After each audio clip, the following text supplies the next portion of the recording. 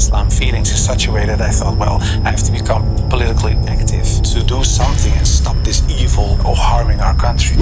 Explain to people why Islam hates the oneness of God in Islam. I thought, yeah, that sounds a little bit more logical. Zoran van Cleveren lahir pada tanggal 23 Januari 1979 di Amsterdam, Belanda, dalam keluarga Kristen Protestan yang taat. Ayahnya aktif dalam gereja, sementara ibunya mendukung penuh nilai-nilai religius dalam kehidupan mereka. Sejak kecil, Zoran telah terbiasa dengan keyakinan tradisional tersebut. Pendidikan dasarnya dilalui di Sekolah Umum Amsterdam. Lalu, ia melanjutkan ke Vrije University Amsterdam dan menekuni bidang sosial politik. Karirnya di dunia politik mulai menanjak saat ia bergabung dengan Partai Kebebasan pimpinan Geert Wilders mulai tahun 2010. Selama itu, Zoran dikenal keras dengan vokal menentang Islam di Belanda, memperjuangkan larangan penggunaan Al-Quran, menutup masjid-masjid, bahkan menyebut agama Islam sebagai alien di Eropa. Ia sempat menjabat sebagai anggota DPR Belanda dalam anggota Provinsi Flevoland selama beberapa tahun. Namun, puncak karirnya justru menimbulkan konflik batin yang besar. Pada tahun 2014, ia mulai merasa resah melihat pemimpin partainya mulai merujuk argumen berbasis rasis dan etis. Ia memutuskan keluar dari partai dan kemudian mendirikan partai baru, namun gagal mendapat suara signifikan. Proses ini menimbulkan desakan untuk menulis buku akademis yang mengupas ancaman yang menurutnya dihadapi Eropa akibat Islamisme. Namun, di tengah proses penulisan, ia justru makin tersesat dalam kajian Islam. Rasa penasaran ini membawanya membaca Al-Quran secara kritis. Suatu malam ketika menulis, ia mendadak merasakan inspirasi saat buku di rumahnya runtuh. Menimpa banyak buku, ketika ia membenahi, jarinya secara refleks menyentuh Al-Quran yang jatuh. Ia melihat sebuah ayat barusan berdiri di hadapannya dalam terjemahan, "Bukan mata yang buta, tetapi hati yang di dalam dada." Detik itu, Zoran tercengang. Ia menyadari selama ini bukan Islam yang buta, melainkan hatinya sendiri yang tertutup. Islamic concept. So I start comparing it. But because I had these doubts about the Trinity and I saw Tawhid, the oneness of God in Islam, I thought, yeah. Momen ini menjadi pembuka jalan spiritualnya, menjadikannya mempertanyakan semua prasangka yang pernah ia sebarkan. Proses bertindak keyakinan ini bukan tiba-tiba. Zoran tidak langsung menyatakan diri masuk Islam. Ia mulai mendatangi kajian Islam, dialog dengan ulama, menuangkan esensi teologi tauhid, dan mengenal Nabi Muhammad sebagai rahmat bagi semesta. Dalam perenungannya, ia menyelami kemurnian makna bahwa Islam bukanlah ideologi politik sempit, tetapi jalan hidup yang universal. Akhirnya, pada 2019, secara resmi ia mengucapkan syahadat dan menjadi seorang mualaf. Ia terbuka mengenal transformasinya, tidak malu mengakui kesalahan masa lalu berkat dorongan lokal Kimang yang telah menghimbau ia memiliki tanggung jawab moral. Zoran menghadapi konsekuensi masa berpolitiknya dengan sadar dan hati terbuka. Ia pernah berkata, "Allah adalah perencana terbaik." Maksudnya, perjalanan karir dan politiknya ternyata diubah olehnya menjadi perjalanan spiritual yang bukan ia rencanakan. Menurut pengakuannya, ia menerima banyak tekanan dan ancaman setelah berpindah agama, termasuk ancaman pembunuhan dan kekerasan terhadap keluarga. Namun, ia tetap tangguh dan memilih untuk menunjukkan bahwa apa yang guru ia suarakan sebagai kebencian nasionalis kini berbalik menjadi misi pembelaan terhadap Islam. Ia mengungkap,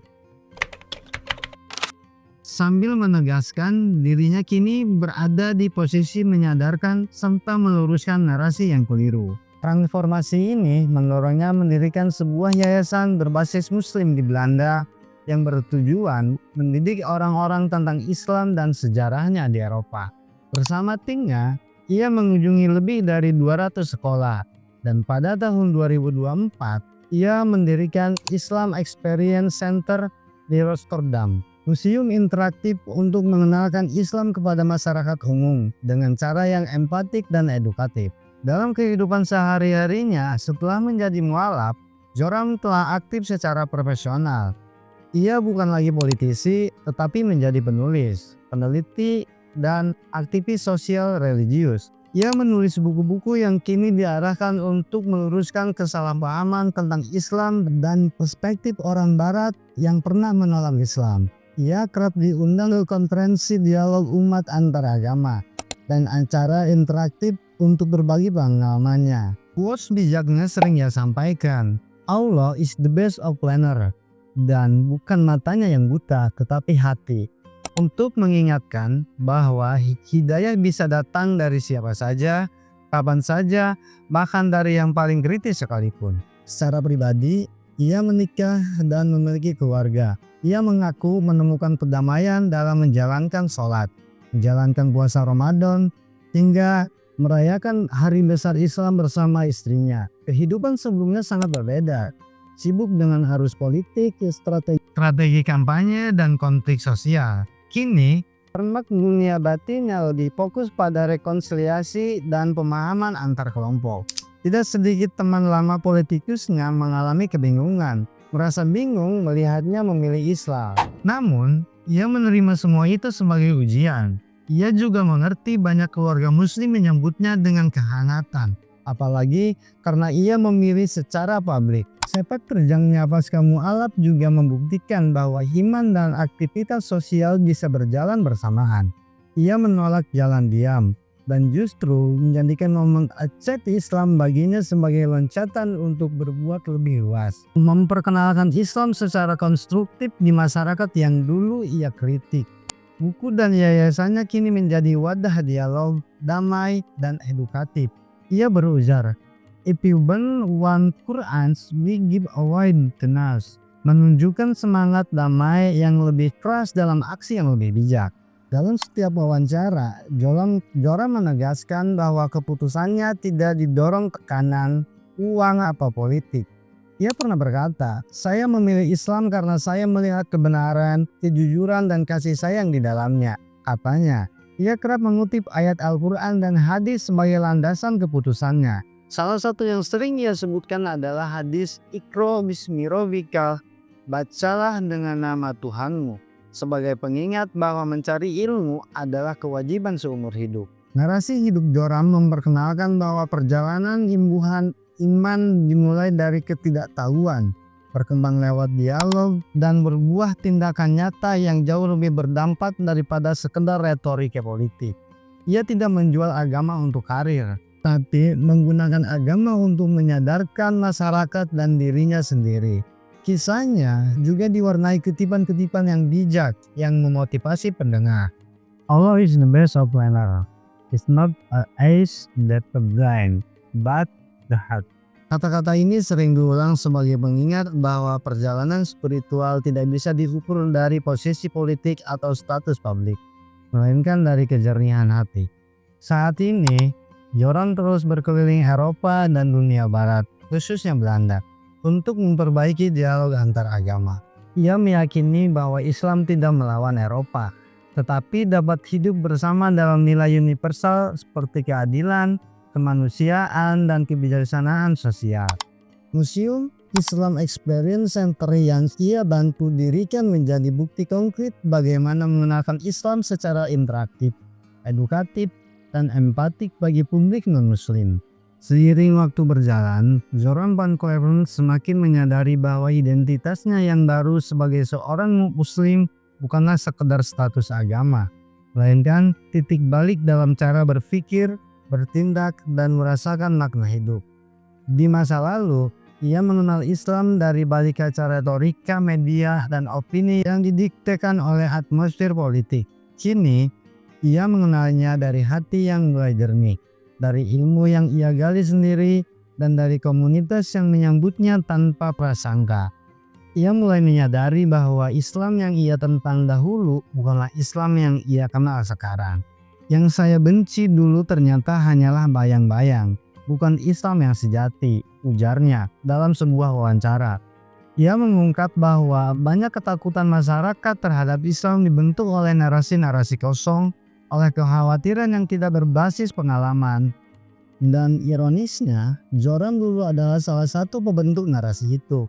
Menyadari hal tersebut adalah salah satu beban moral yang berat yang pernah ia rasakan. Joram mulai menulis buku-bukunya yang tadinya akan menjadi karya kritik terhadap Islam. Naskah itu berubah menjadi semacam autobiografi spiritual dari anti-Islam menjadi pembela Islam. Buku tersebut ia beri judul A Village, yang dalam bahasa Belanda berarti si murtad, atau lebih tepatnya orang yang berpaling dari keyakinannya terdahulu. Tapi dalam konteks Joram, judul itu bersifat paradoks karena justru melalui pembelotannya ia merasa lebih dekat dengan kebenaran. Dalam banyak wawancara, ia tidak menyembunyikan kegelisahannya yang ia alami selama proses ini.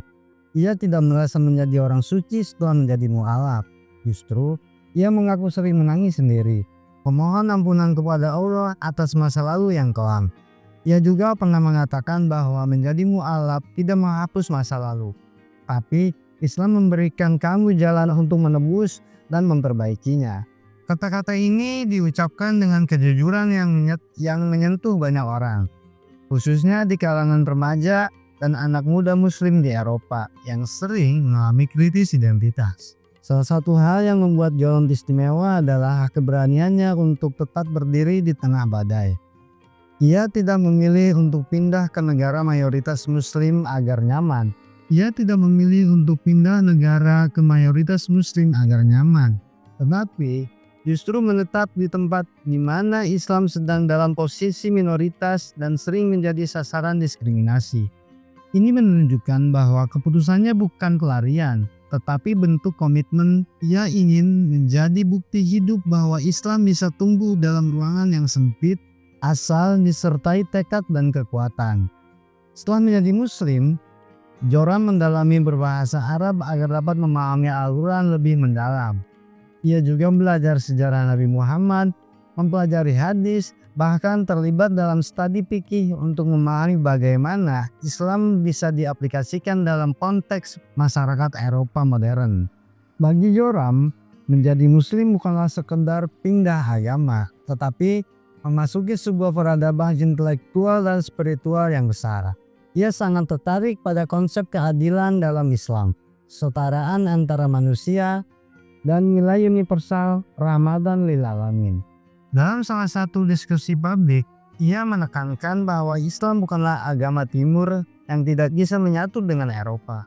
Menurutnya, Islam justru pernah menjadi bagian besar di dalam sejarah Eropa, dari Andalusia hingga Balkan, dari ilmu pengetahuan hingga arsitektur. Oleh sebab itu, ia merasa panggilannya saat ini adalah menjadi jembatan antara Islam dan Barat. Dua dunia yang selama ini sering digambarkan seolah sering bertentangan. Joram pun mulai mengembangkan pendekatan edukatif yang menyentuh akar masalah. Ia dan timnya membuat program edukasi untuk sekolah-sekolah, khususnya untuk pelajar non-Muslim. Program ini bertujuan mengenalkan Islam dari sumbernya, bukan dari opini atau media. Mereka menggunakan metode interaktif, virtual reality, pemeran digital, hingga pengalaman mendengar suara azan di ruangan tertutup, agar para pengunjung dapat merasakan nuansa spiritual Islam tanpa perlu merasa di dalam sebuah kesempatan. Ia pernah berkata, "Saya dulu membakar jembatan-jembatan yang bisa menghubungkan kami. Sekarang, saya sedang membangun kembali jembatan-jembatan itu." Batu demi batu, kalimat ini sering diulang dalam berbagai forum sebagai simbol transformasi dirinya.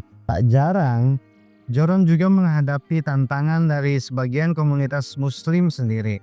Ada yang meragukan ketulusannya, mengaitkan keputusannya sebagai strategi pencitraan, namun ia menghadapi hal ini dengan lapang dada. Baginya, ia tak berusaha menyenangkan manusia, melainkan memperbaiki dirinya di hadapan Allah. Ia juga paham bahwa membangun kepercayaan itu butuh waktu, terlebih bagi orang-orang yang punya masa lalu kelam seperti dirinya. Tapi ia tidak gentar. Ia tetap bersikap rendah hati dan terus menunjukkan dengan perbuatan bahwa Islam telah mengubahnya menjadi pribadi yang lebih baik. Joram juga antik menulis artikel dan opini di berbagai media, tidak hanya media Islam. tetapi juga media umum di Eropa. Ia menyuarakan pentingnya pemahaman lintas agama dan menjunjung tinggi pluralitas tanpa kehilangan identitas. Ia mendukung dialog antar keyakinan, tapi dengan landasan yang kuat terhadap nilai-nilai Islam. Ia menolak kompromi dalam akidah, tapi juga menolak dialog dengan siapapun, tapi tidak menolak berdialog dengan siapapun. Salah satu tulisan terkenalnya berbicara tentang bagaimana Eropa saat ini bukan sekedar diserang Islam, tetapi sedang kehilangan nilai-nilai sendiri, empati, kejujuran, integritas, dan keadilan. Nilai-nilai itu menurutnya justru sangat dijunjung tinggi dalam Islam. Ia percaya bahwa Islam tidak harus menjadi alternatif Eropa, melainkan bisa menjadi ruh bagi masyarakat Barat yang mulai jenuh dengan materialisme dan kekosongan spiritual. Dalam kehidupan rumah tangga, Joram dikenal sebagai ayah yang penyayang dan suami yang bertanggung jawab. Ia membimbing anak-anaknya dengan prinsip-prinsip Islam, namun tetap terbuka dalam menjelaskan realitas masyarakat yang kompleks. Ia ingin anak-anaknya menjadi muslim yang bangga tapi tidak arogan, yang taat tapi tidak fanatik, yang cerdas tapi tetap rendah hati. Ia sering mengajak anak-anaknya ikut ke acara edukasi agar mereka belajar sejak dini pentingnya dialog dan toleransi. Ia percaya bahwa pendidikan spiritual harus berjalan seiring dengan pendidikan moral dan sosial. Dalam keluarga kecilnya, Islam tidak diajarkan sebagai beban, tapi sebagai cinta dan cahaya. Joram juga tak pernah lupa bahwa proses hijrah adalah perjalanan seumur hidup. Ia sadar bahwa godaan, ujian, dan rasa ragu bisa datang kapan saja. Tapi ia selalu kembali pada satu hal, keyakinan bahwa Islam adalah jalan kebenaran. Ia sering berdoa agar hatinya dijaga dalam hidayah, agar lisannya tetap berkata yang baik, dan agar perbuatannya selalu mencerminkan Islam yang penuh kasih dan keadilan. Mungkin tidak banyak orang yang berani mengambil jalan seperti Joram. Jalan yang penuh resiko, bertabrakan dengan masa lalu, dan menuntut pengorbanan besar. Tapi di sanalah letak keindahannya, bahwa hidupnya bukan tentang keajaiban mendadak, tapi tentang keberanian untuk berubah. Bahwa manusia bisa jatuh ke dalam kebencian dan juga bisa bangkit dalam cinta. Pada akhirnya, kisah Joram van Clever bukan hanya tentang seorang politisi yang berubah keyakinan, tetapi tentang manusia yang menemukan kembali jiwanya. Ia membuktikan bahwa Islam bukan musuh peradaban, tapi pelita yang menuntun manusia keluar dari kegelapan. Dan seperti yang sering ia katakan dalam setiap penutup ceramahnya, dulu saya hidup dalam kebencian, sekarang saya hidup dalam cahaya, dan cahaya itu adalah Islam.